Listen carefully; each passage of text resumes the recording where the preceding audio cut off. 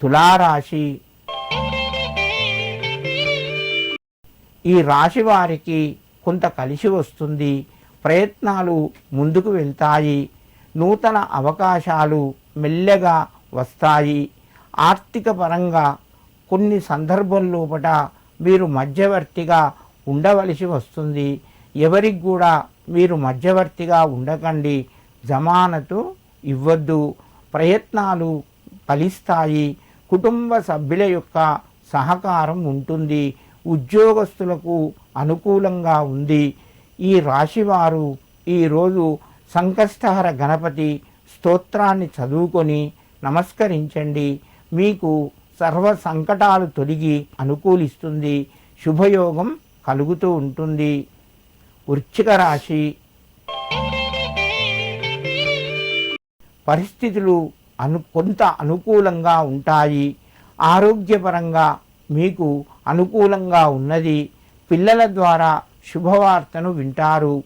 మిత్రుల యొక్క సహకారం ఉంటుంది. వ్యాపార రంగం లోపట కొంత కలిసి వస్తుంది. శుభ కార్యక్రమాలకు సంబంధించిన ప్రస్తావన మీ ముందుకు వస్తుంది. వృశ్చిక రాశి వారు ఈరోజు ముఖ్యంగా గణపతికి అరటిపండు నివేదన చేయండి, నమస్కరించండి. మీకు మరింత శుభయోగం కలుగుతూ ఉంటుంది. ధనస్సు రాశి. ఆర్థిక వ్యవహారాలు కొంత ముందుకు వెళ్తాయి. సంతృప్తికరంగా ఉంటుంది. వ్యాపార రంగం లోపట కలిసి వస్తుంది. ప్రయత్నాలు ఫలిస్తాయి. ఉద్యోగస్తులకు అనుకూలంగా ఉన్నది. పై అధికారులు తోటివారు సంపూర్ణంగా సహకరిస్తారు. కుటుంబ సభ్యుల యొక్క సహకారం ఉంటుంది. మిత్రులతోని కొంత జాగ్రత్తగా మెసులుకోండి. తొందరపడి ఆర్థిక నిర్ణయాలు, పెట్టుబడులు పెట్టే విషయాలు తొందరపడవద్దు.